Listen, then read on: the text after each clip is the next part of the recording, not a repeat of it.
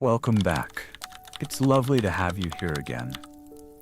Tonight, we're stepping softly into a time that feels both distant and eerily familiar. A time of velvet robes, candlelit libraries, and whispered prayers beneath stone domes. A time when some of the most brilliant minds in Europe, physicians, scholars, kings, believed they had found the cure to all illness. Not in herbs, not in prayer, but in human flesh. Yes, for centuries, Europe's finest minds believed in medicinal cannibalism. They believed that the body, once dead, could still heal, that its fat could be rendered into ointments, that its skull, ground to powder, could ease your headache, that its blood, if still warm, could pass its spirit to yours. And they did not merely theorize these things, they practiced them. In court, in church, in university halls. These were not the beliefs of madmen or peasants, but of kings, of popes, of scientists. They drank the blood of executed criminals under gallows at dawn. They rubbed human grease into bruises and tumors. They ground Egyptian mummies into fine brown dust and sold it by the ounce pharmacies. And they called it medicine. This wasn't hidden. It wasn't forbidden. It was Jewish tradition. It was endorsed priests by physicians and by princes alike. It was not seen as horrifying. It was seen as healing. And yet there is something deeply chilling about it now. Not because of gore, but because of how easily it was accepted. Tonight, I'll walk you gently through the quiet corridors of that past.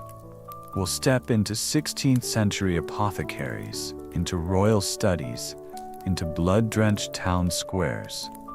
We'll listen to the surgeons, we'll meet the kings, and we'll ask quietly how so many educated, devout men could come to believe that the body must feed the body. So settle in, wrap yourself in something warm, because we're about to begin a journey through the forgotten medical rituals of early Europe. Not fiction, but fact. And it starts, as many strange stories do, with powdered skull and a pinch of moss. Chapter 1. Powdered Skulls and Ground Bones. In the quiet, smoke-thickened apothecaries of 16th and 17th century Europe, between the bundled herbs, dried rose hips, fragments of coral, and cinnamon bark, there existed something far more unsettling, though few would have thought so at the time. It came in small, labeled jars or wax-sealed packets wrapped in parchment. To the educated eye, it bore a respectable name, Cranium Humanum Pulveratum, powdered human skull. This powder, coarse or fine depending on the source and preparation, was used for one purpose: to heal the living through the remains of the dead. This practice, known in hindsight as medicinal cannibalism, was not fringe. It did not lurk in the shadows of superstition or among the desperate poor. It was, in its time, a mainstream pillar of European medicine, taught by university physicians, prescribed by court doctors, endorsed by apothecaries, and swallowed by nobles and clergy alike. It was regarded as both natural and logical. The skull, believed to house the intellect and spiritual center of a person in life, was thought to retain a measure of its vitality after death. By grinding it, ingesting it, and introducing it into the weakened body, one could theoretically borrow strength from another's essence. The idea was not entirely new. Galen and other ancient physicians had spoken of sympathetic cures and bodily transference, though not often with this level of intimacy. But as Renaissance medicine bloomed in the wake of classical rediscovery and the mingling of religious, scientific, and occult traditions, the belief that bone, particularly cranial bone, held curative power gained traction. The brain, after all, governed the body, and what protected the brain was sacred in its own right. So skulls were harvested, prepared, and prescribed. Preferred specimens came from the young and the executed, those who had died violently, unexpectedly, and in the minds of the time, still radiated a kind of preserved spiritual force. Criminals hanged at dawn, soldiers fallen in battle, even martyrs and saints whose remains were quietly bartered behind monastery walls. All were considered valuable sources. Their skulls were often cleaned with lime, sun-dried, and then pulverized by mortar and pestle, sometimes by the apothecaries themselves, sometimes by assistants or executioners turned suppliers. The preparation varied by region and tradition. In Germany, the skulls might be aged and washed with wine before being ground. In France, they could be burned and powdered, mixed with honey to reduce bitterness. In England, where gallows executions were public affairs, some apothecaries advertised fresh shipments of skull from nearby towns, prized for their freshness and spiritual potency. And there was more. Alongside the bone, physicians sought what they called moss of the skull. Usni, a pale green-gray lichen that grew naturally on aged bones stored in crypts or graveyards. This moss, considered a distillation of the body's essence drawn out over decades, was especially favored for treating epilepsy and bleeding disorders. Scraped carefully from the surface of old skulls, dried and ground, it was infused into wine, steeped into teas, or blended with vinegar and oils. In some cases, it was mixed back with powdered skull bone to create a kind of compound remedy. Flesh, spirit, and decay, all in one. Doctors prescribed it to noble women suffering from fainting spells, to elderly men with tremors, to children seized by feverish convulsions. A pinch of skull and sweet wine before sleep. A spoonful stirred into warm ale at dawn. There are records of priests recommending it during confessions, of midwives carrying small packets in their belts, of physicians pressing it into the mouths of dying men in the hope that it might delay the end. The rationale was both biological and spiritual. Medicine at the time operated under the theory of humors, balances of black bile, yellow bile, phlegm, and blood, and spiritual contagion. Disease was often seen as a corruption of both the body and soul. What better agent of restoration than the concentrated remains of a man or woman who had by violent death died with force still in them? The skull was not just a relic, it was a vessel. Paracelsus, the radical Swiss physician and alchemist, did not flinch from this logic. He believed the body retained its archeus, a kind of internal spirit that lingered in the tissue even after death. The proper application of that archeus, alchemically activated through preparation, could heal disease. His followers and students expanded the notion, suggesting that skulls from specific kinds of deaths could target specific illnesses. A man executed for theft might cure nervous anxiety. A soldier fallen in war might lend courage to a dying child. Whether this was metaphor or medicinal reasoning, no one dared challenge it in public discourse. Powdered skull became a staple in apothecary shops from Lisbon to Prague. It was sold openly in Italian markets, mentioned in official medical texts across German universities, and appeared in British pharmacopoeias well into the 18th century. Executioners in some cities formed exclusive agreements with local physicians to provide skulls and other body parts after hangings. In towns across Austria and the Low Countries, it was not uncommon for well-born families to request skull remedies in writing, delivered discreetly, as one might order fine silks or tobacco. These substances were not feared, they were respected. And yet, through our eyes now, the image of a learned physician grinding bone to dust and mixing it into a spoonful of honey feels not only macabre, but deeply surreal. We imagine a world that feared witches and burned heretics. And yet here are the scientists, the scholars, the noble class, calmly consuming their ancestors to restore themselves. It wasn't hidden, it wasn't secret, it was endorsed. What was once reverent now seems grotesque. But this was only the beginning, because while skulls were believed to hold memory, blood, fresh and warm, was believed to hold spirit. And what they began to drink next, in full view of the public, would make even the powdered dead seem tame by comparison. Chapter 2. The Fat of the Dead.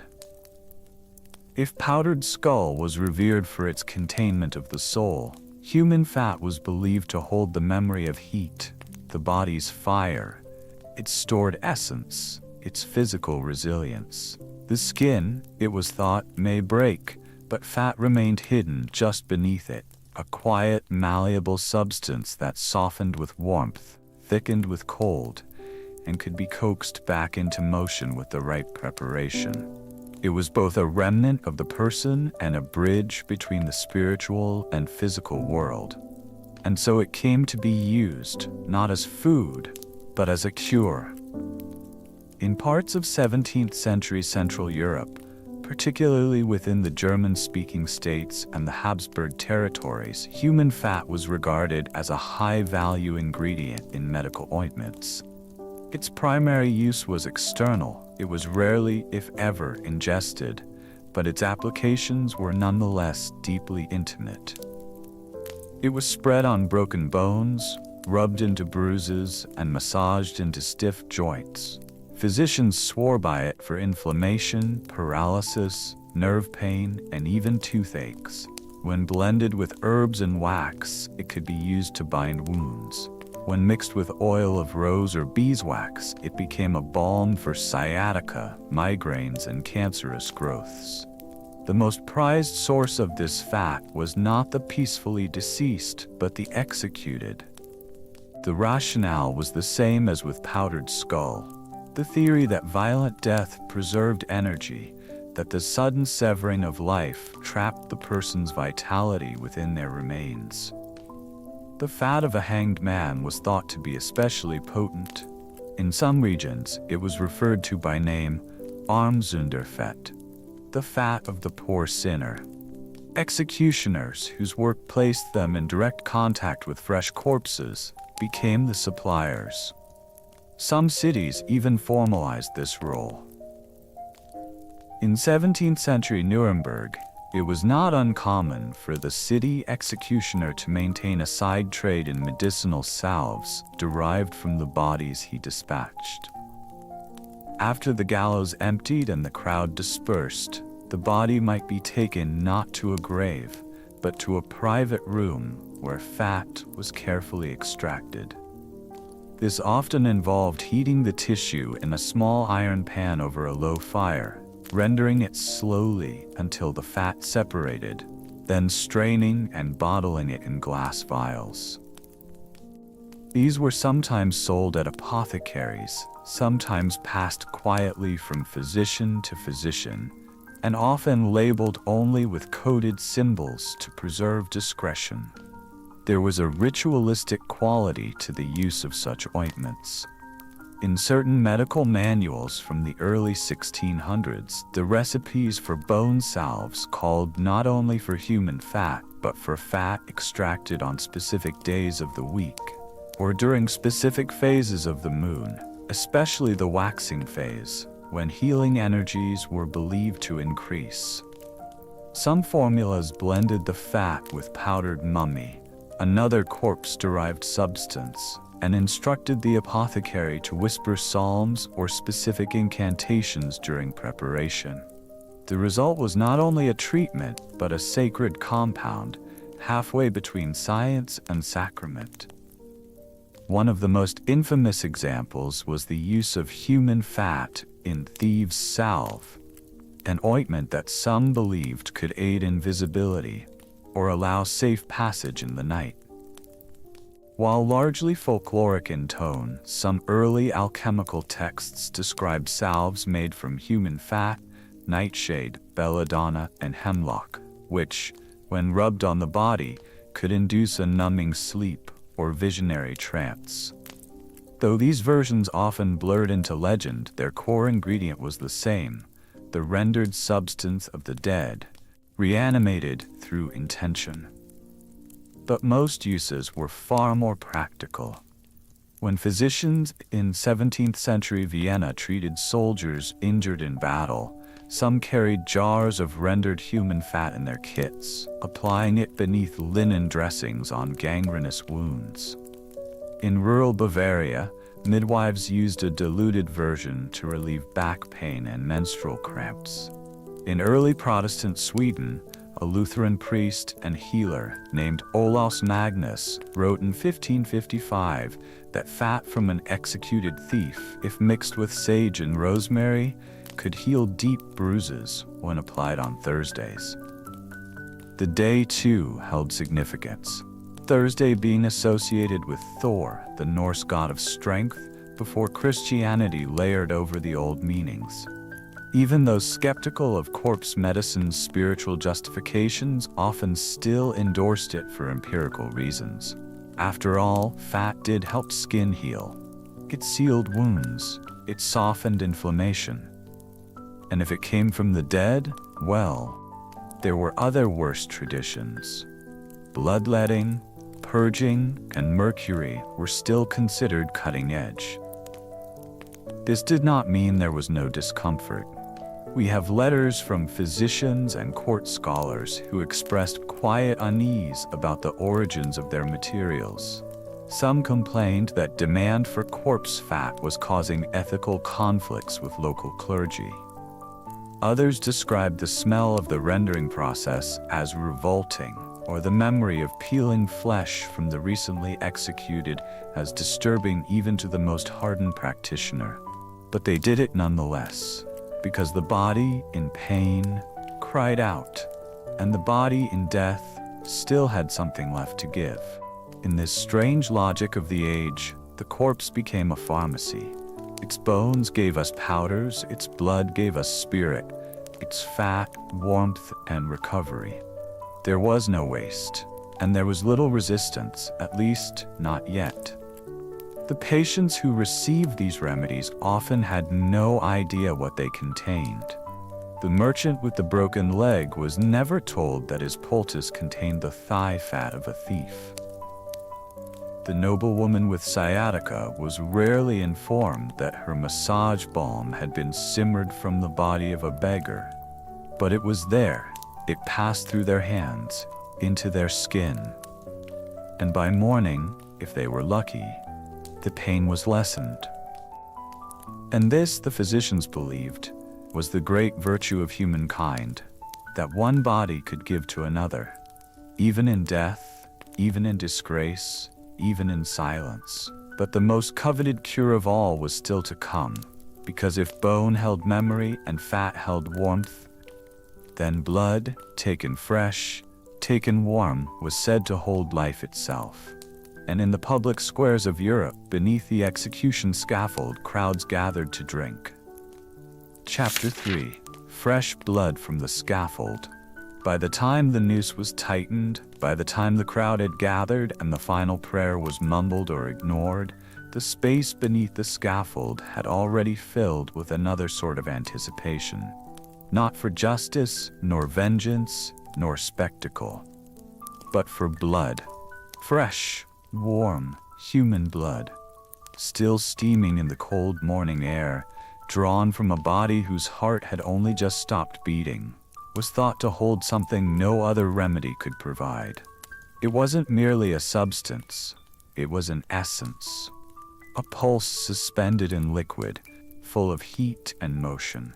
To the physicians, and to those desperate enough to listen to them, it was life at its most raw, unfiltered, and divine. And for centuries, in towns and cities across Europe, it was consumed, directly, immediately, and often publicly.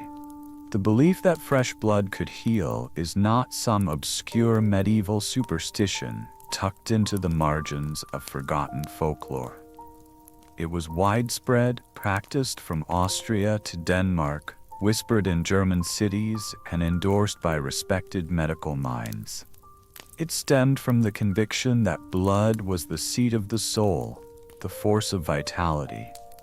The moment it left the body, it began to lose its power. But if taken quickly enough, before it cooled, it could transfer that life to another. It was most famously recommended for epilepsy, then often known as the falling sickness. Patients were said to collapse in spasms, possessed by something beyond the body. The convulsions frightened communities, and few conditions stirred such pity or dread. To treat it, physicians prescribed many things: purging, mercury, religious relics. But one cure stood out in both controversy and persistence: a cup of blood drawn from the neck of a freshly executed man. The ritual often unfolded in silence. After the body had fallen and the rope had been cut, executioners were sometimes approached, not by mourners, but by physicians or family members of the afflicted. In some cities, it became custom for the epileptic to be brought to the gallows themselves, trembling and pale, to drink directly from the wound, while the corpse still hung limp.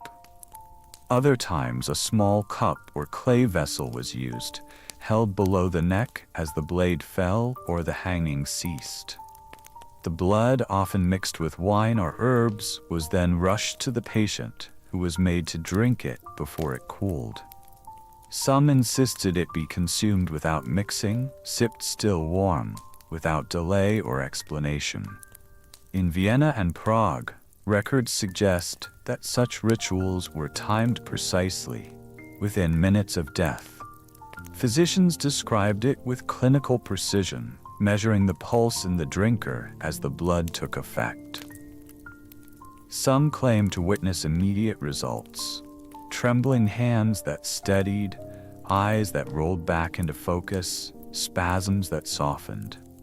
This practice was not illegal, and in many places not even hidden. It was occasionally sanctioned by local officials or overlooked by the church, particularly if the criminal was believed to have died in unrepentant sin. His body, in death, now put to use in service of the righteous.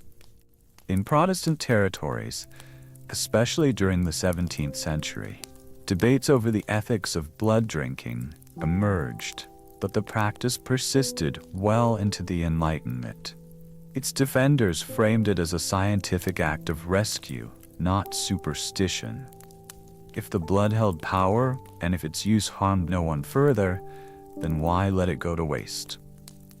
The executioner, already a liminal figure, feared, necessary, and socially estranged, often became the unwitting distributor of this cure. Some charged extra for the service, others refused and were replaced.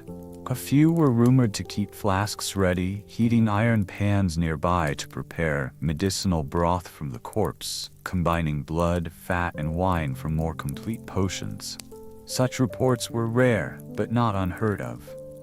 The obsession with blood's curative power did not end at the gallows.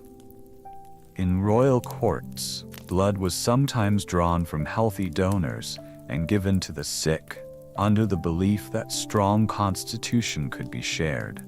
In the court of Louis XIV, bloodletting was performed so routinely that courtiers developed private systems to determine whose blood might be safest or most potent. Though these were often speculative rituals, they reflected a deep belief that blood was not simply a component of the body, it was the body's spirit, a mobile form of identity, warmth, and energy. And no blood was thought to be more powerful than that taken violently, at the edge of life.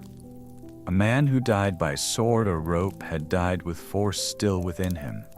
His blood had been interrupted, not spent. It was, in a grim sense, like drinking time, unfinished time redirected. There are recorded cases, too, of noble families bribing hangmen for early access to corpses. Sometimes the body would be delivered not to burial, but to a private chamber where physicians could drain what was left and prepare it for salves or drinking. A few German apothecaries began selling bottled fresh blood, though it could never be truly fresh by the time it reached the customer. Some mixed it with opiates or spiced syrups, disguising the iron bite with cinnamon or citrus peel. But what matters is not the variations in preparation. What matters is the core idea that death was not an end, but a transfer. A moment where the border between two lives could be crossed, not by words or ritual, but through consumption, through absorption, through drinking what the other had lost. This belief endured for centuries, whispered between executioners and physicians, written in medical texts and murmured in alleyways. But it was not hidden. It was part of the body politic of Europe, how medicine worked, how death was understood, and how healing was pursued with a steadiness that today might seem almost unthinkable. The blood, they said, was sacred, not because it was spiritual, but because it was alive. And yet, if blood was the body's heat, then what of the ancient body? What of the desiccated corpse, the preserved dead? Surely there too must be some wisdom, some essence, trapped in the silence of centuries. And so we turn next, not to the fresh corpse, but to the dead of empires long gone, to the mummies unwrapped, ground, and swallowed. Europe's strangest medicine yet. Chapter 4: Mummies and Apothecaries. It began with curiosity, then with reverence, and eventually it became commerce. For more than 3 centuries, the dead of ancient Egypt, wrapped in linen and sealed beneath desert stone, were not studied, not mourned, not preserved in museums. They were ground, packaged, and sold. Not to thieves, not to occultists, but to physicians, to kings, to commoners, to those who believed that within the ancient body of a pharaoh or peasant lay the keys to healing the modern world. The substance was known by a name as strange as the idea itself: mumia.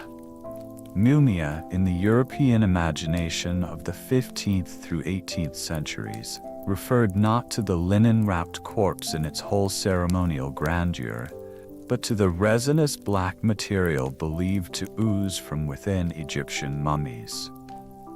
This bituminous residue, originally a natural form of asphalt known as bitumen or pitch, was thought to contain powerful medicinal virtues. But over time, the word came to signify something far broader and far darker: powdered mummy flesh itself.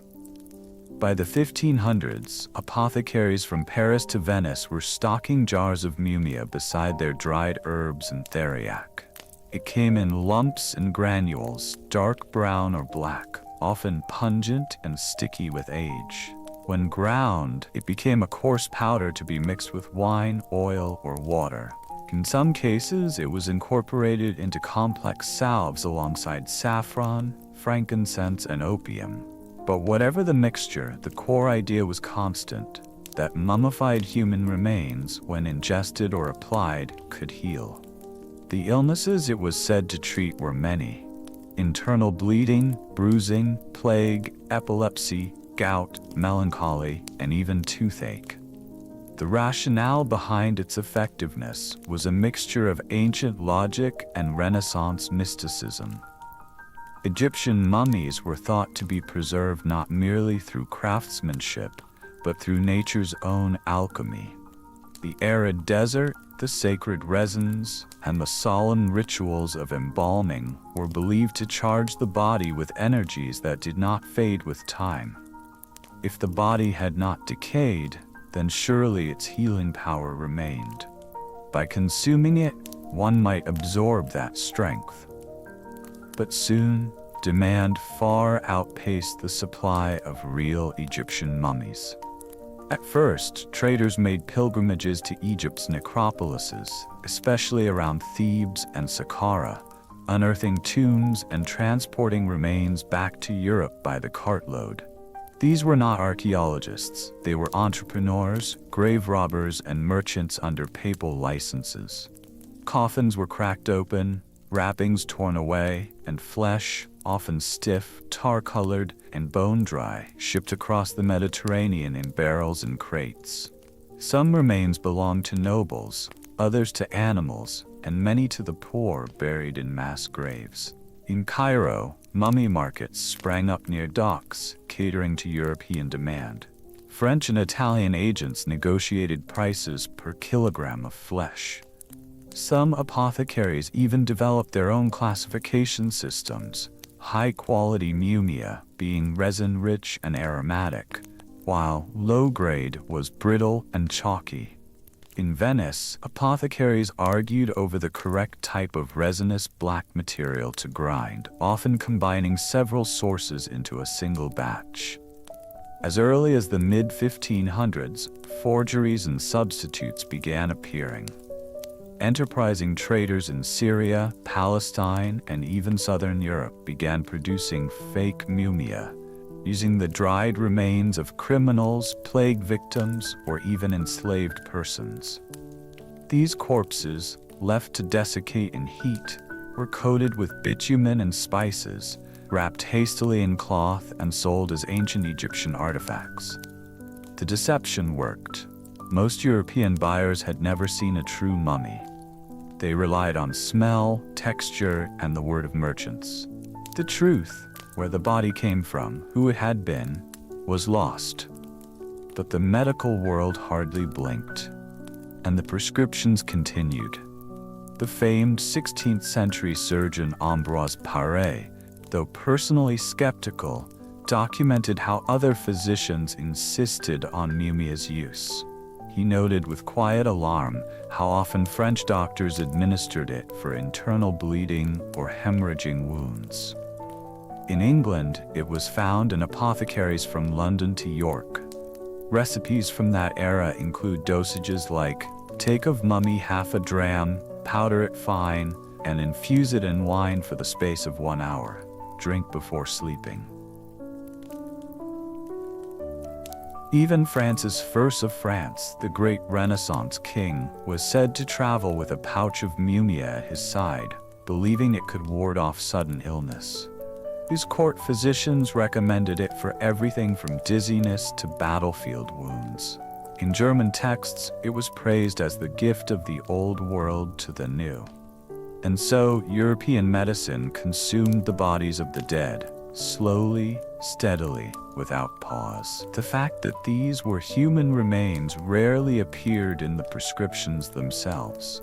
The body had been converted into substance, into matter. The person had vanished. Only the effect remained. In some homes, especially among wealthier families, powdered mumia was added to hot teas, rubbed into the gums of children, or mixed with vinegar and applied as a poultice to bruises. It became part of the background of medicine. Unremarkable, common, just one more thing among the oils and powders and herbs. It passed from hand to hand without a whisper of doubt. But there were dissenters. Paré, as mentioned, resisted the practice. He called it a horror, a superstition, and a lie, and argued that it did more psychological comfort than physical healing. Some Protestant reformers, increasingly wary of Catholic relic worship, denounced corpse medicine in all its forms. And yet, even as critics rose, demand held steady. The Enlightenment was not far off, but for now, the mummy trade rolled on. By the 18th century, as anatomical study began to replace symbolic thinking, and as new definitions of ethics emerged from secular philosophy, the tide slowly turned. The idea of consuming human remains, once treated as common sense, began to appear grotesque. The taste for mumia faded, not because the cures had been disproven, but because medicine itself was changing. Doctors wanted cause and effect, cleanliness, rationality, and the powdered remains of ancient people no longer fit within that vision. But the damage was done. Thousands, perhaps tens of thousands of bodies had been disinterred, desecrated, processed, and consumed. Their names lost, their identities collapsed into jars on the shelves of apothecaries in places they had never heard of. And what remains for us now is not judgment, but reflection. Because these weren't desperate peasants. These were kings, philosophers, clerics, scientists. They ate the dead not out of madness, but out of belief. Belief in healing, in power, in legacy. And if the mummies could no longer be counted on to save the living, then surely it was time to turn to something more immediate, something still breathing, something royal. Because next, it wouldn't just be commoners consuming the dead, it would be the kings themselves. Chapter 5. Kings who ate the dead. To speak of monarchs is to speak of power, of ritual, lineage, and symbolic permanence. Kings were not simply men in ornate clothing. They were living embodiments of order and providence, their bodies thought to carry the health of nations, their bloodlines tied to the cosmic order. They were anointed with sacred oils, crowned in cathedrals, fed from golden plates. Protected, it was believed, not only by armies, but by divine right. And yet, even kings feared disease. Even kings grew weak. And when their physicians could no longer stall the trembling hand or the rattling cough, when their advisors saw signs of madness or wasting or invisible corruption, the cures they turned to were often far older than their crowns. Because kings, too, consumed the dead.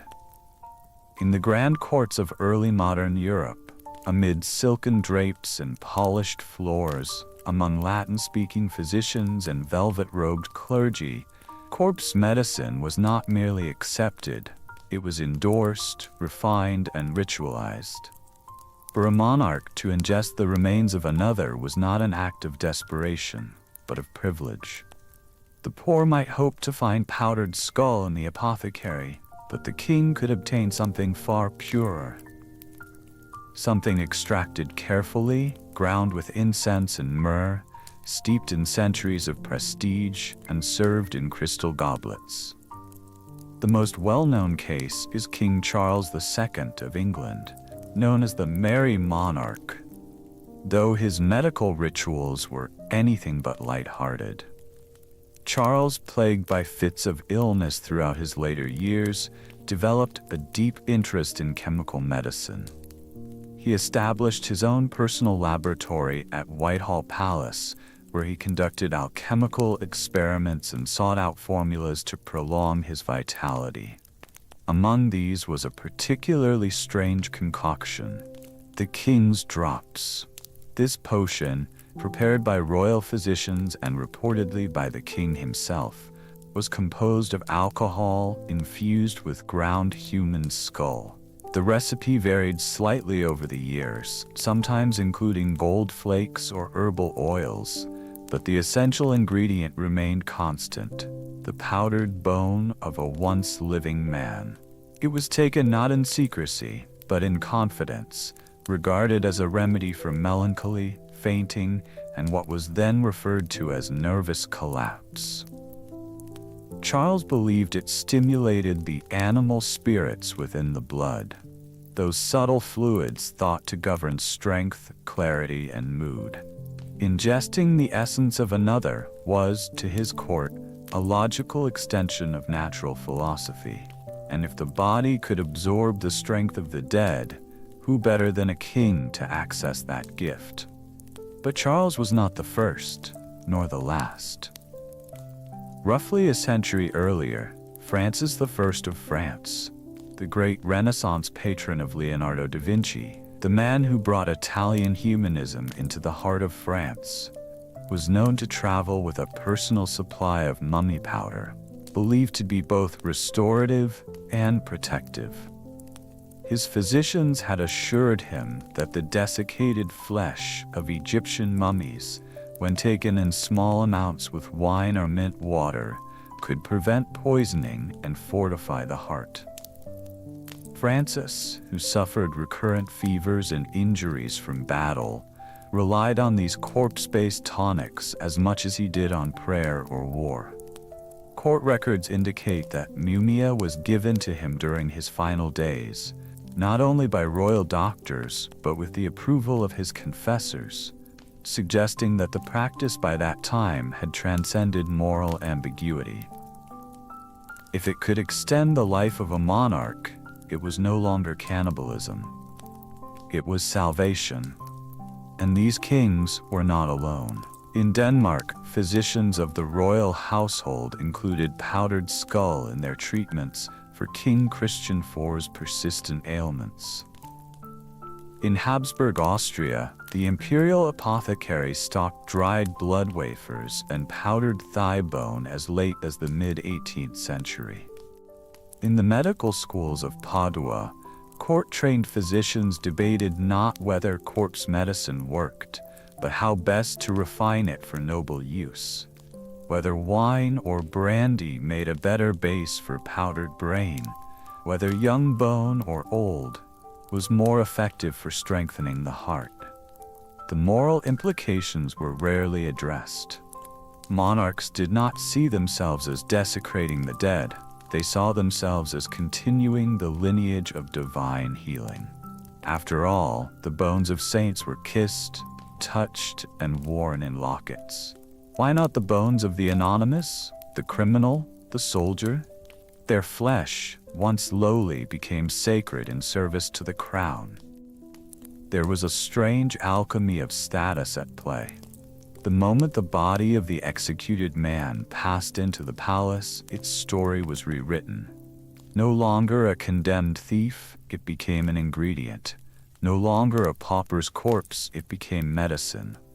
And that transformation was complete the moment it passed a royal tongue. What is perhaps most chilling is how normal it became.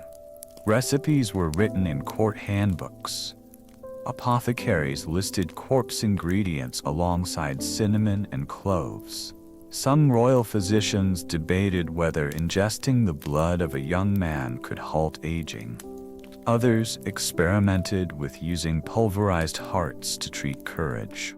One English alchemist wrote that the soul resides most densely in the head, but the fire of life sleeps in the chest.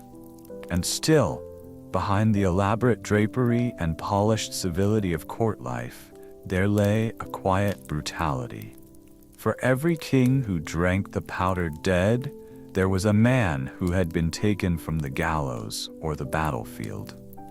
For every noble who healed a tremor, there was a body, broken and stripped, reduced to parts for consumption. It was a transaction so widely accepted that it left few traces of scandal. But not all were convinced. By the late 17th century, some court thinkers, especially among Protestant reformers and Enlightenment naturalists, began to recoil at the idea. The human body, they argued, should not be consumed. Medicine, they believed, should be drawn from clean sources, plants, minerals, distillations, not from the skin, fat, and blood of fellow men. But the practice did not die immediately. Even as late as 1740, court physicians in Germany and Poland were still prescribing dried blood remedies for the ruling class. The king's drops survived as a formula until the dawn of modern chemistry. And in hidden corners of medical Europe, the idea that the body of one man could save another lingered well into the 19th century. And so we must ask, how could it last so long? The answer may be discomfortingly simple. Because it worked? Because the patients believed it did? Or because, in a world still ruled by death, illness, and war, the promise of absorbing vitality, of feeding on life, was too seductive to resist. Even kings, for all their power, knew fear. And in that fear they turned to the dead. and drank. Chapter 6. Cannibal Cures in the Church. It may be tempting to imagine that the church stood apart from all this, that within the high vaulted ceilings of cathedrals and the dim candlelit halls of monasteries, holy men turned their faces from the crude hunger of bone, blood, and fat. That in matters of medicine drawn from human remains, it was the world of men, of court physicians and alchemical experimenters, that carried the burden alone. But such an idea is a comfort more than a fact. The truth, as it so often is in history, is more complicated. The church did not only know about corpse medicine, it, in many instances, endorsed it. In the late medieval and early modern period, roughly the 14th through the 17th centuries, Europe's most authoritative voices in medicine often bore not only scholarly robes, but clerical ones. Monastic libraries housed the manuscripts. Church schools educated the physicians. Bishops sat on councils that approved or censured apothecarial practice. Theology and physiology were never far from each other, and the boundaries between sacred and scientific, between soul and body, between relic and remedy, these were blurred softly over generations. The belief that the human body could be holy even in death was not foreign to the Christian world.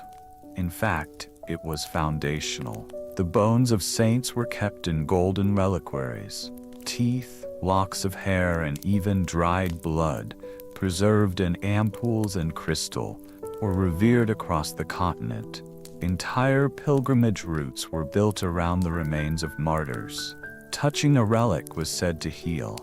Kissing a bone could restore sight. Drinking water infused with the dust of a holy body was not only common, it was encouraged.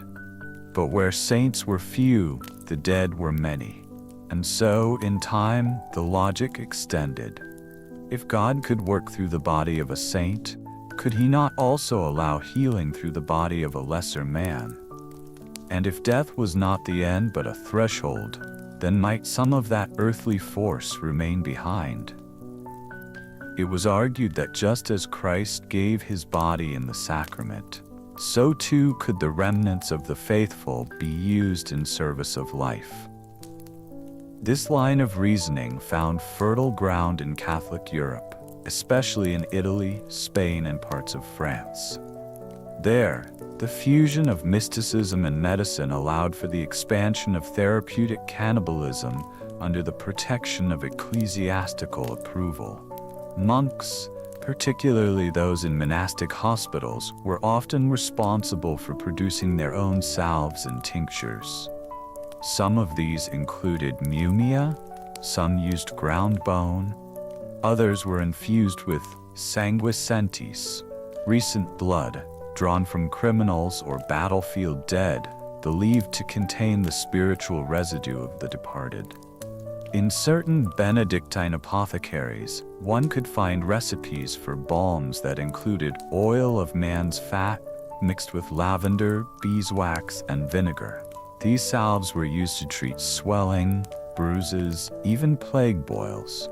The ingredients were sometimes hidden behind Latin euphemism, sometimes plainly written, but in either case, they passed through holy hands. The monasteries offered care not only for the poor and sick, but for the elite. Their pharmacies served both confession and cure. In Spain, under the weight of both Catholic mysticism and the influence of Arabic medical tradition, corpse medicine became especially complex. Andalusian texts, many translated from earlier Greek and Persian works, blended Galenic humoral theory with Islamic commentary and Christian doctrine. Some of these manuals described the ideal timing for collecting body parts for healing. Just after death, before the soul had fully departed, when the blood still steamed and the muscles had not yet stiffened. Though these moments were brief, they were believed to be rich in spiritual residue. Some Jesuit scholars, trained in both theology and natural philosophy, defended these practices explicitly. They argued that since all life came from God, no part of it could be unholy. If it pleased God to allow healing through the earth, or through herbs, or through relics, why not also through flesh? The danger, they claimed, was not in the practice, but in the intent. To use the body reverently, with prayer and purpose, was not desecration, it was divine medicine. Yet the line between reverence and consumption was thin. In Rome, it is documented that several priests were present at executions, not in protest, but in anticipation. A priest might bless the condemned, then moments later, oversee the collection of his blood for a patient with seizures.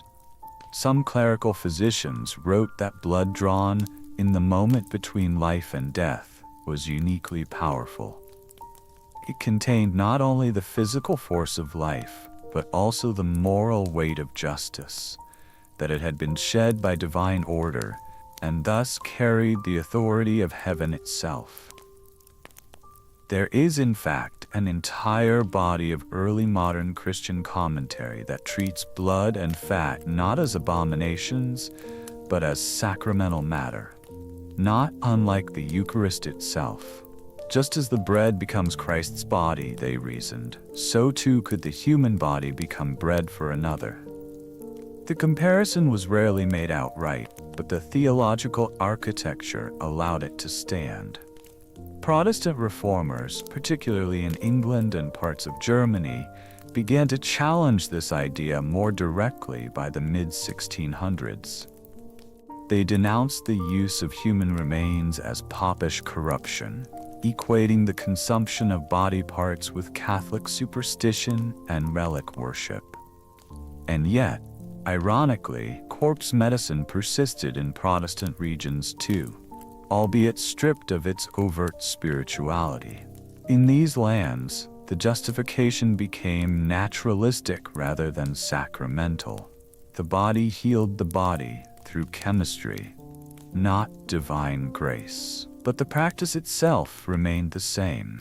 What was once prayerful became practical. By the time of the Enlightenment, as rationalism swept through universities and theology began to step back from the laboratory, corpse medicine began to falter, not because it was proven ineffective, but because the worldview that had once permitted it was breaking apart. The unity of flesh and soul, the belief in transference through death, the comfort of mystery, all of it was giving way to sterility, to empiricism, to new codes of ethics and hygiene. The Church did not renounce these practices outright. They simply faded. The scrolls went unconsulted. The monks stopped collecting fat. The blood was no longer blessed. But for centuries it had stood, quietly, unquestioned, beneath crosses, in chapels, behind the pharmacy counters of monasteries and cathedral towns. And that is the part that should give us pause, because it reminds us that morality, like medicine, is not fixed, that even the most sacred institutions, the ones we trust to shield the body and soul, once handed out the dead in jars, and called it grace. Chapter 7. Grave robbers and executioners. If corpse medicine was the belief, the theory, the prescription, the ritual, then someone had to provide the body. Someone had to do the unspeakable work. Someone had to find the skulls to grind, the fat to render, the blood to bottle, the bone to crush beneath the mortar. The physicians and nobles, kings and monks, may have applied the remedies with solemn faces and ink-stained fingers. But the labor behind those miracles, gruesome, manual, illicit, fell to others. And it was there, in the shadows behind the gallows and beneath the graveyard wall, that gravediggers, robbers, and executioners built their trade. Silent, necessary, half feared and half tolerated, these men formed the quiet machinery behind Europe's darkest medicine. For most of the early modern period, spanning the 15th to the early 18th centuries, there was no formal system of medical supply. There were no legal corpse donors, no hospitals with cadaver programs, no official networks through which a physician might obtain a fresh femur or a human skull. And so physicians turned to those who had the means and the nerve to acquire what they needed. And what they needed above all was access to the dead. The executioner was the most public of these providers. His job, already fraught with isolation and suspicion, placed him in a unique position of power. Feared by the crowd, shunned by polite society, and barred from communion in many towns, he nonetheless wielded control over the most coveted substance in early medicine: fresh human remains. He had them by profession, and he had them legally. After the blade fell, after the rope stopped swinging, it was the executioner who handled the body, and it was he who chose whether to bury it whole or to extract from it what physicians and apothecaries might pay handsomely for: the fat still warm beneath the skin, the blood pooled in the neck or still dripping from the wrist, the skull, which could be boiled clean and set aside to dry. Some cities, especially in the Germanic world, places like Nuremberg, Hamburg, or Prague, had quiet, unofficial understandings. The town physician might meet the executioner by night, near the charnel pit, and receive a small parcel, a limb wrapped in linen, or a sealed jar of blood. Payment might not be discussed aloud, but it would be made. And in time, these interactions became routine. A practice without paperwork, a contract without a name. In places like Frankfurt, surviving records show executioners who doubled as licensed apothecaries.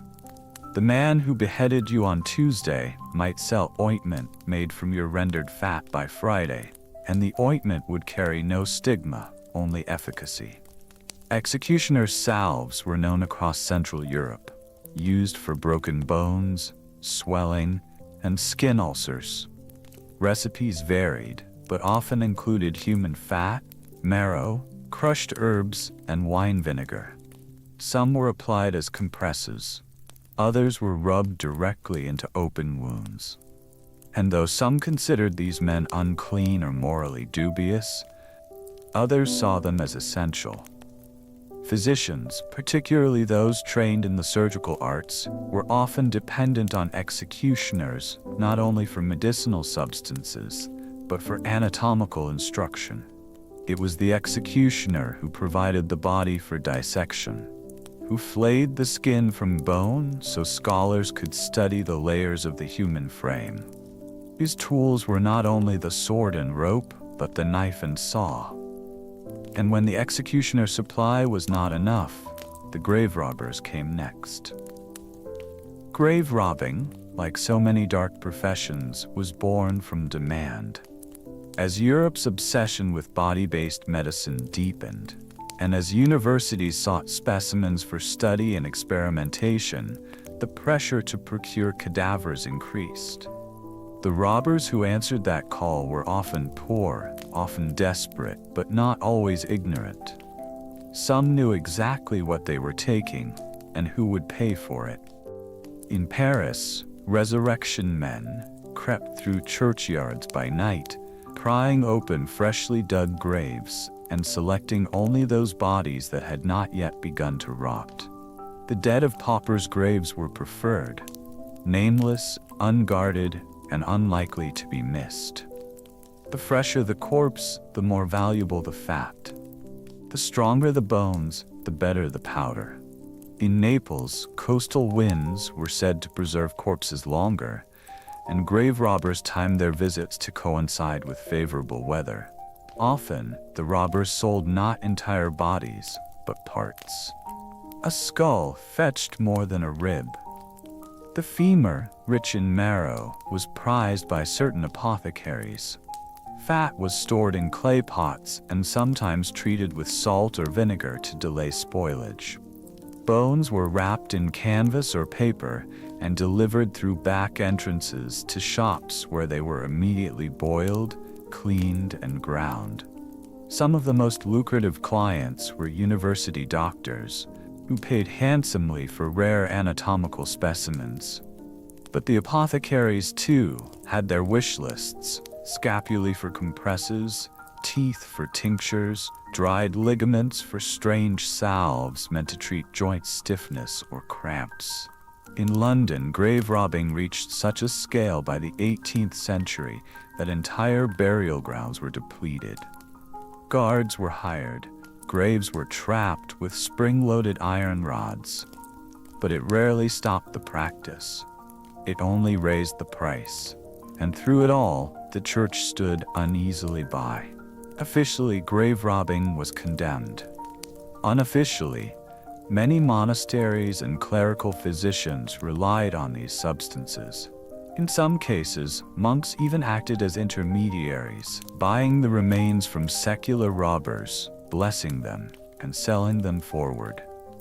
And always, the silence remained, because no one wanted to speak of it.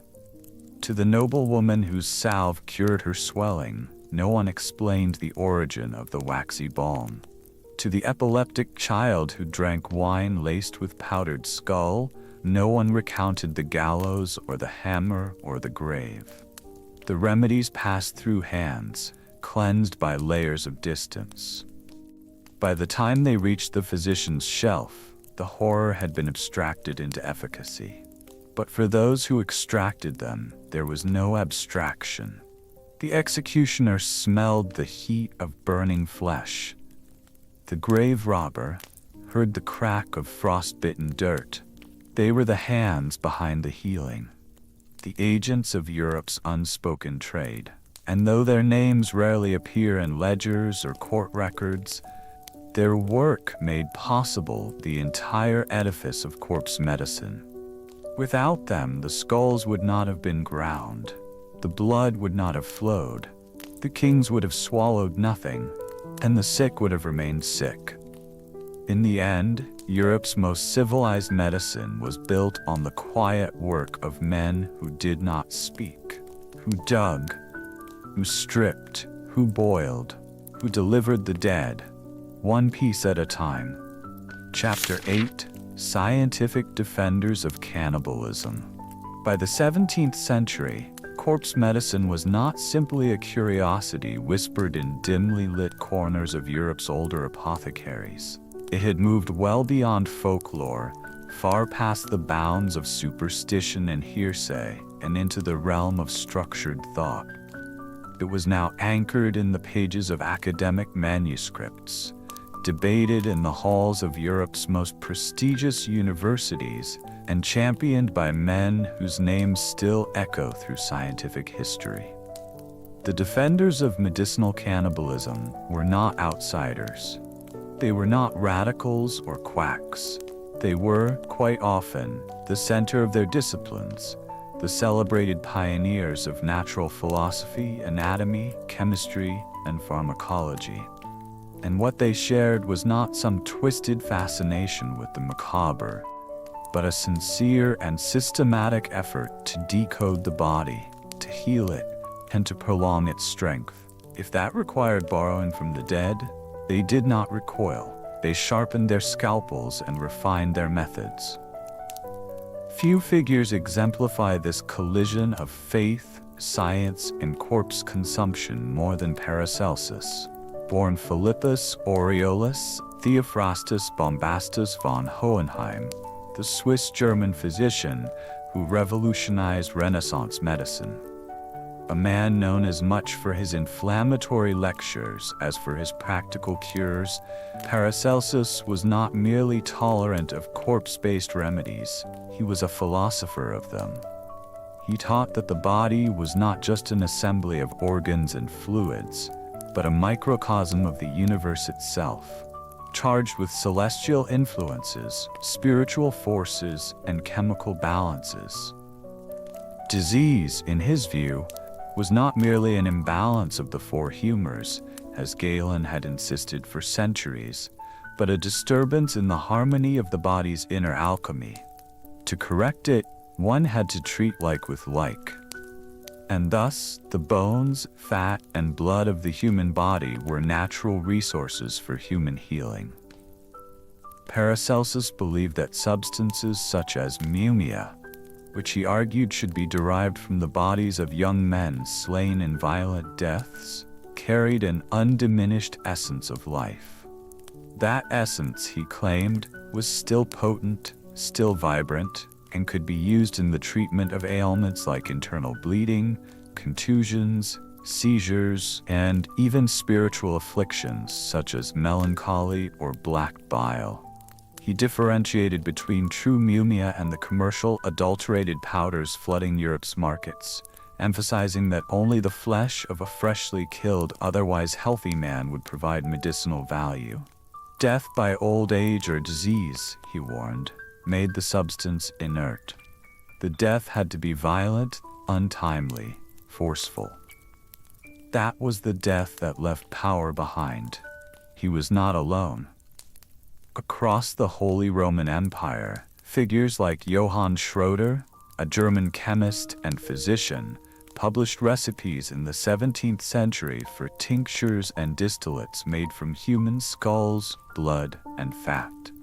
In his Pharmacopoeia Medico-Chimica, he gave explicit instructions on how to distill human skull into an elixir to treat epilepsy and head pains.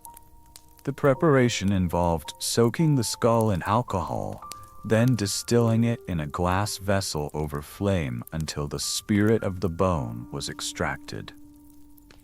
This vapor was then recondensed into droplets, a process he believed isolated the most curative principles within the substance. In this moment, bone was not just medicine, it was a chemical reagent.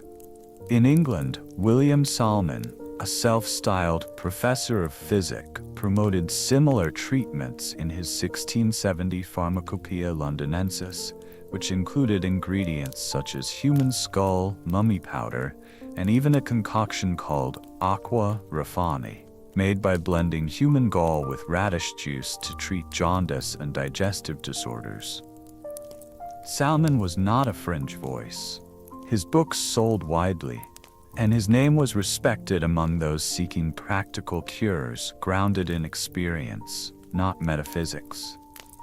These men framed their arguments in the language of rationality. To them, the human body was both subject and source.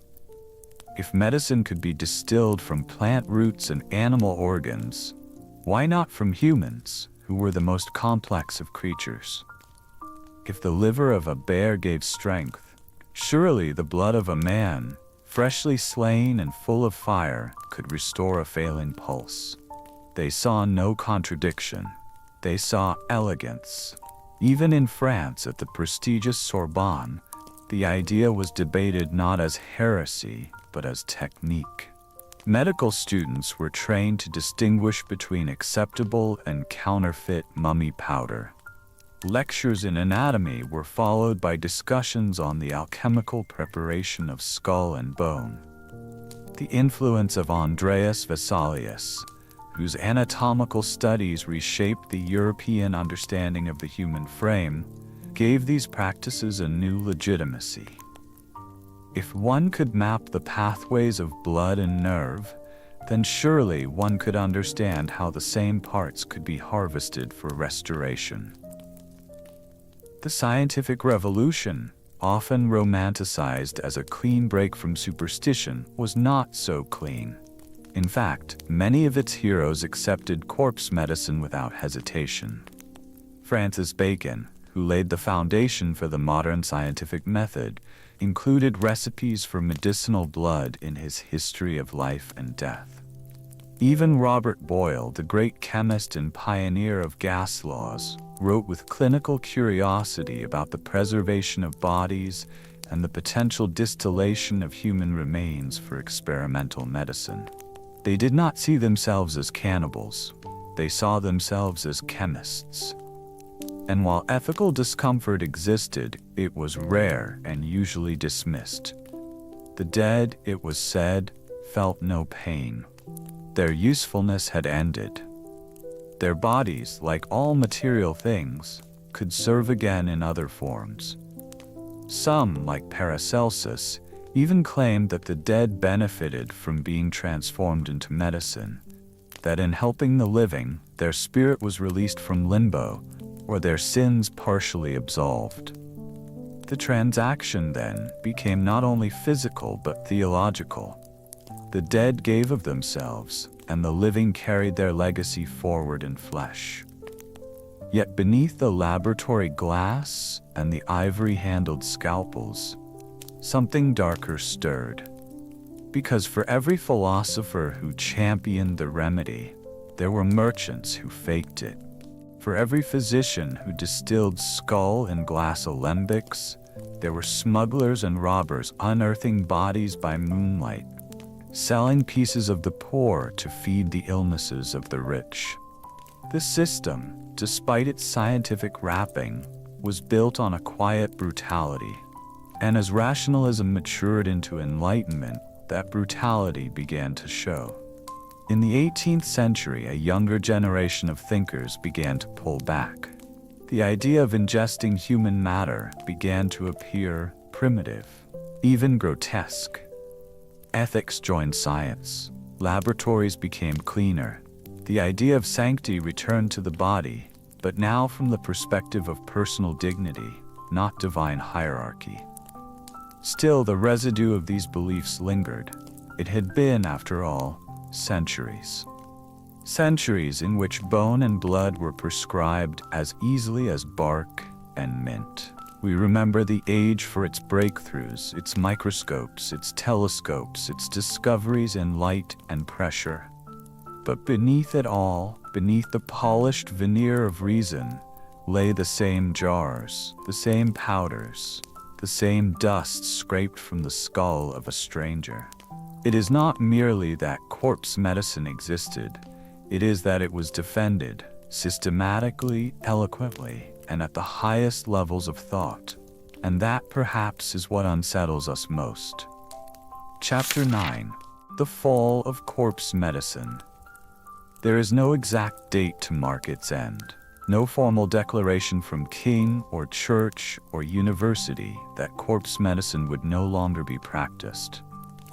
Like many long-standing ideas that once thrived without challenge, the slow death of Europe's most unsettling medical tradition was not an event, but a withdrawal, a quiet retreat, as the intellectual currents of the world shifted beneath its feet. By the turn of the 18th century, Europe was changing, not all at once, not everywhere, but visibly, undeniably.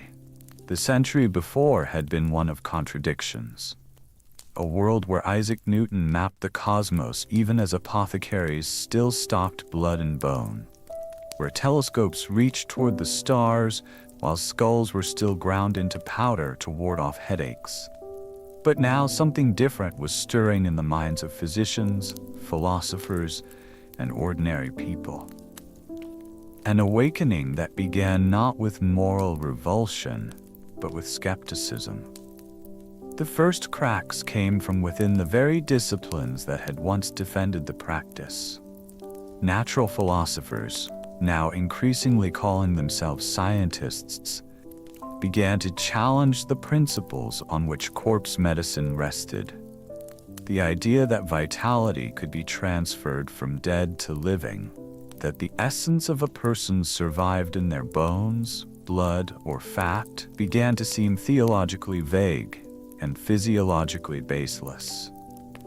These new thinkers were searching not for mysteries, but for mechanisms. They wanted to see healing, not assume it. Experiments became more rigorous. Controls were introduced. The ancient art of correspondence, where experience passed between physicians through letters and books, gave way to public lectures, peer review, and laboratory demonstrations. When powdered skull was tested side by side with inert substances, the results were often inconclusive. When tinctures of blood were analyzed, their chemical content could not explain their reputed effects. The old assurances, passed down by Paracelsus, Schroeder, Bacon, and Boyle, began to fade. Meanwhile, the ethical climate was shifting, slowly but unmistakably. By the mid-1700s, a more humanistic view of death had begun to take hold in parts of Enlightenment Europe.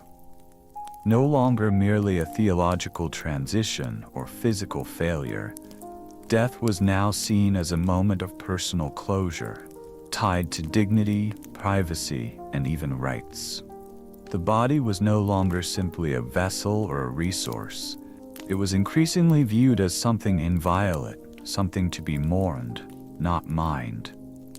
The grave robbers, once necessary suppliers for apothecaries and dissection halls, became criminals in the eyes of a rising middle class. Their trade, once ignored or quietly condoned, came to represent the violence of the old world, an echo of superstition and sanctioned violation. In England, where resurrectionists had made a cottage industry of supplying medical schools, public outrage grew intense. Families began guarding graves with iron cages, hired night watchmen, and even explosive traps. The very idea of disturbing the dead had become an offense against sensibility, not just law. In France, the radical thinkers of the late 18th century, Diderot, Condorcet, Voltaire, began openly mocking the idea that dried flesh from a 2,000-year-old corpse could cure a fever. They ridiculed the use of mumia as the relic of a credulous past, a symbolic holdover from a time when the dead were consumed for answers. Their satire stung. It worked. Apothecaries began to rebrand, distancing themselves from old stock. The word mummy remained in catalogs for a time, but gradually, quietly, the jars disappeared. In Germany, medical academies began favoring botanical and mineral remedies over those derived from human sources.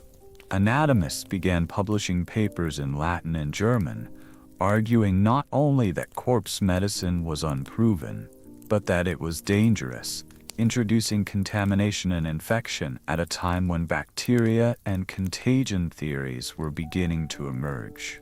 Though germ theory was not yet established, the suspicion was growing. The body, once dead, decomposed.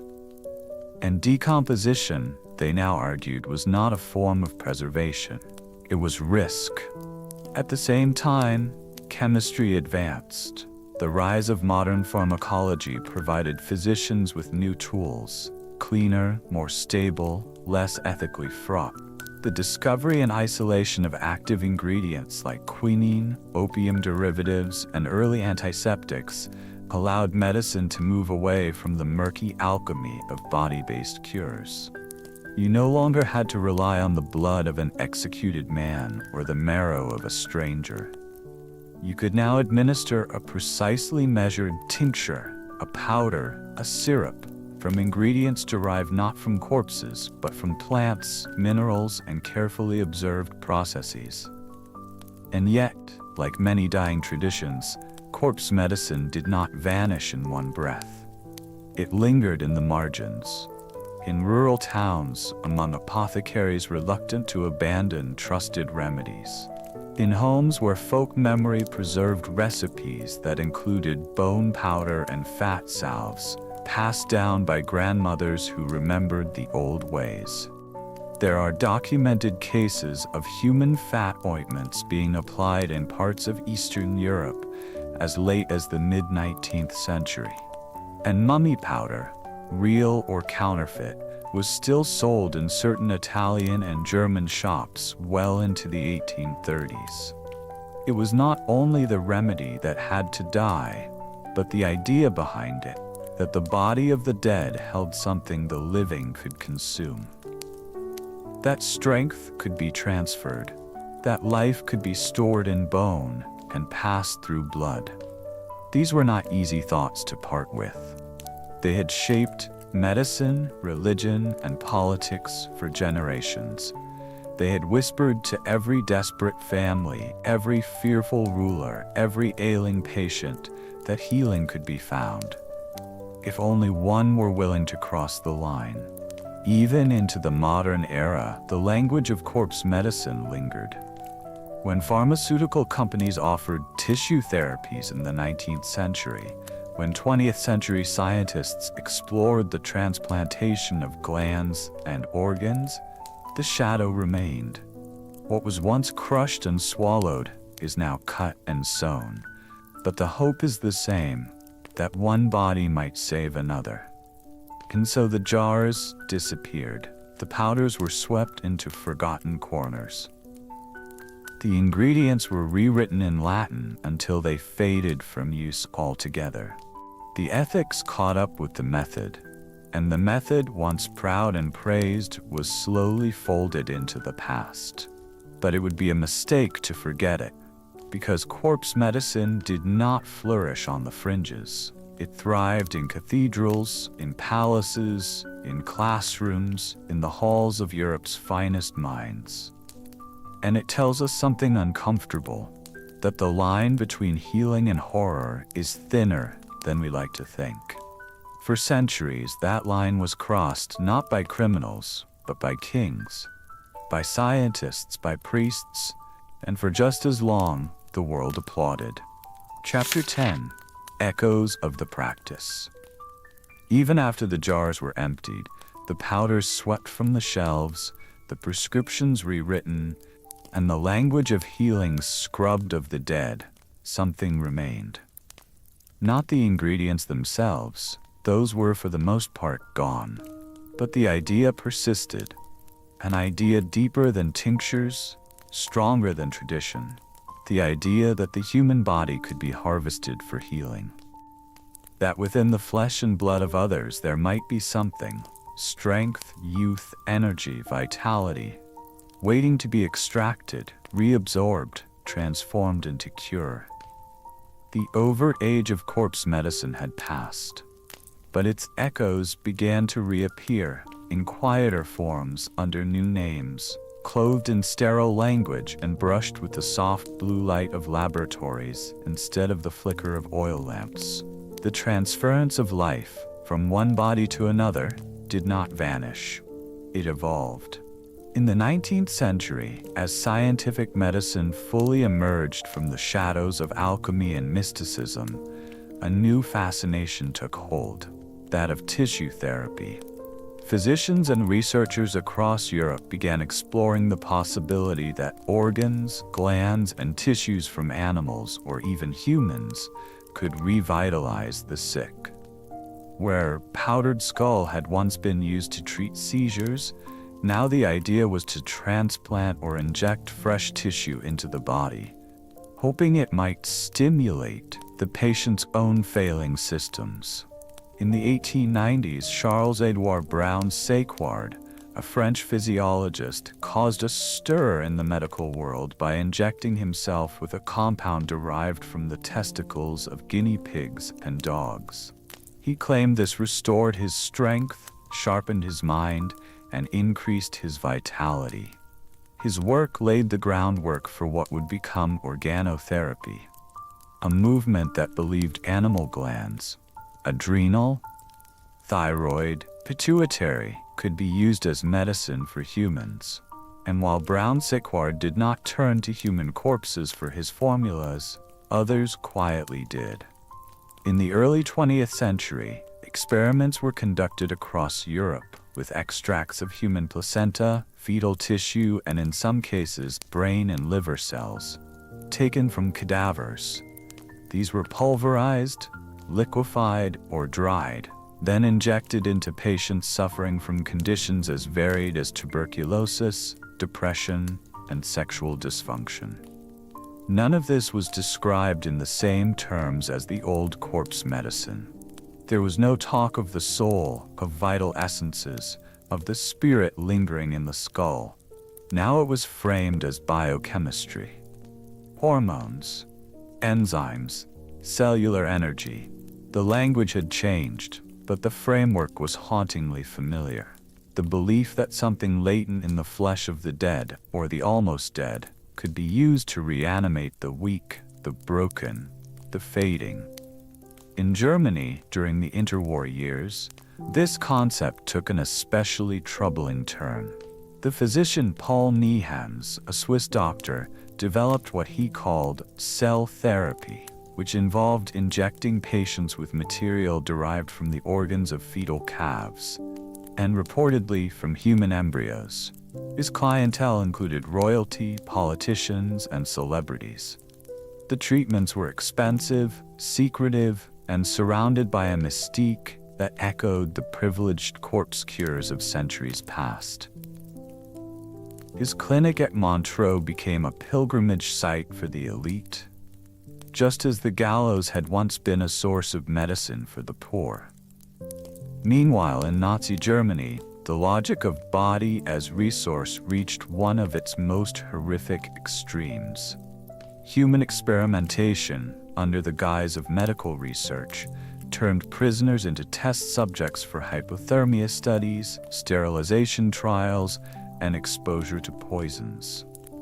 Some reports suggest that tissues and body parts were harvested from victims and used for anatomical or pharmaceutical study. These atrocities were not born from corpse medicine directly, but they were built on the same dark foundation, that the body of one could be used for the benefit of another, without consent, without mourning, without hesitation. After World War II, as the full horror of this thinking came to light, a new wave of bioethics began to shape medical research. The Nuremberg Code, the Declaration of Helsinki, and later, institutional review boards, all were created to draw lines that had never been drawn before. The body in death and life was to be protected. Its dignity, no longer assumed, now had to be defended by principle. But even in this supposedly new age of ethics and clarity, shadows remained. In the late 20th and early 21st centuries, the rise of stem cell research rekindled old debates in modern forms. While the science of stem cells promised incredible healing potential, from regenerating spinal tissue to reversing degenerative diseases, it also required harvesting cells from embryos, from fetal tissue, from sources that felt, to many, disturbingly familiar. Once again, the question surfaced: where does healing end and consumption begin? And then there were the blood transfusions, the organ transplants, the bone marrow donations, all miraculous in their ability to save lives, all made possible by the transfer of one person's body into another. These practices are now considered standard, even sacred, but at their core, they still carry the same ancestral weight: life given through flesh. In cosmetic medicine and wellness trends, the echoes take stranger forms.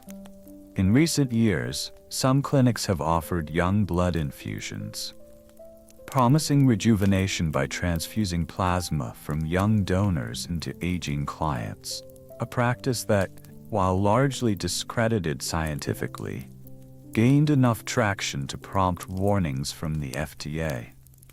The concept, though dressed in medical language, feels eerily close to the blood rites of early modern Europe, just stripped of the gallows and cloaked in lab coats. Even in popular culture, the fascination endures. The trope of the vampire, aristocratic, consuming blood to remain young, owes as much to Europe's medical history as it does to folklore. The horror lies not in the biting, but in the belief that something vital can be taken, that another's life can be yours, if only you're willing to cross the line. And so we arrive at a strange moment in history. We no longer drink powdered skull or rub fat into wounds. We no longer line up beneath the scaffold or buy mummy flesh by the ounce. But the instincts that gave rise to those rituals have not vanished. They have simply become more refined, more hidden, more ethically negotiated. Our language has changed, our standards have evolved, but the core desire, the hope that somewhere in someone else's body lies the answer to what afflicts us, remains. Perhaps it always will. Because corpse medicine was never just about medicine. It was about fear. Fear of death, fear of weakness, fear of helplessness. And from that fear grew rituals, science, commerce, and silence. Even now we draw from others to survive, organ, blood, even the genetic material of the unborn. We do so with consent, with care, with oversight. But the ghost remains, and it reminds us of where we came from, of what we were willing to do, and perhaps if we are not careful, what we might be willing to do again.